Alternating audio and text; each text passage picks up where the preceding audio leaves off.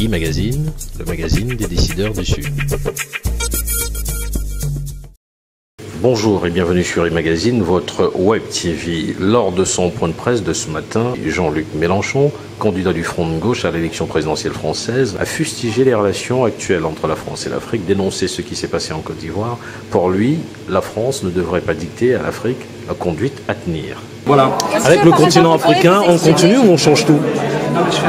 D'abord, écoutez, le continent africain, il doit être maître de lui-même. Ce n'est pas aux Français de décider ce qu'il y a lieu de faire en Afrique. Mais puisque vous m'interrogez sur le sujet, j'en profite pour vous dire combien je suis choqué par le traitement qui a été réservé à M. Laurent Gbagbo. Puisque, comme tout le monde le sait, la Côte d'Ivoire n'est pas signataire des accords sur le tribunal pénal international et que pourtant, on y a envoyé M. Gbagbo. Si donc il est le représentant d'un pays qui n'a pas signé le traité, c'est donc que demain, on pourrait y envoyer des Nord-Américains.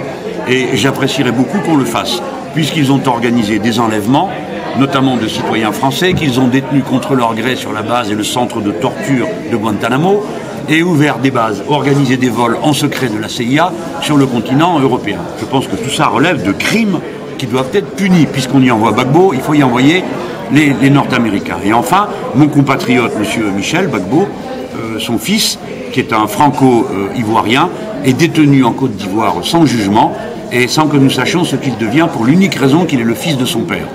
Et ce sont des situations que je veux dénoncer, et puisque vous me posez une question sur l'Afrique, je suis bien content de pouvoir vous faire cette réponse. Mais monsieur, la grande difficulté de nos relations avec l'Afrique, c'est qu'il faut avoir des partenaires qui se fassent respecter. Et se faire respecter, ce n'est pas passer un jour de la veulerie la plus plate au lendemain à l'agressivité la plus absolue.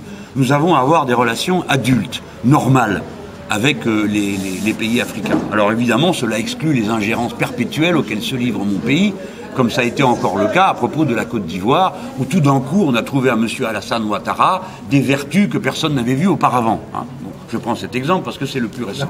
Nous avons besoin d'avoir des relations normales, et des relations qui n'ont de spécial que l'affection qu'on se porte. Parce que voyez-vous, on prend le problème par le bout qu'on veut, mais le Sénégal, c'est une affaire de cœur aussi pour les Français. Et donc, aujourd'hui, quand nous voyons la situation qui a lieu au Sénégal, eh bien, nous ne pouvons qu'être choqués de voir le pays qui a montré le signal le plus approfondi de démocratie, avec une alternance réussie par la démocratie entre M. Abou Diouf et M. Ouad, aller maintenant dans une direction qui apparemment d'ailleurs ne convient pas aux Sénégalais non plus.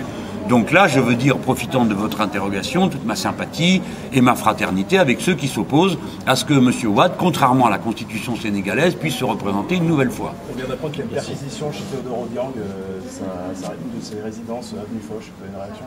Oui, non, j'ai pas de réaction, parce que je ne sais pas de quoi il s'agit. C'est le président de la Guinée équatoriale. Oui, mais je le connais. Ouais. Mais bon, pourquoi, comment, je ne sais pas, monsieur. Bien Malaki. Je ne sais pas, je ne dirai rien. Je peux seulement dire une chose, c'est que les agences françaises de communication qui ont eu tant de bonheur à travailler pour tous ces candidats, entre guillemets, elles aussi auront du mal à se regarder dans la glace. Et qu'à propos de Bien Malaki, ça concerne tout le monde, y compris un certain nombre de... e-magazine, le magazine des décideurs du Sud.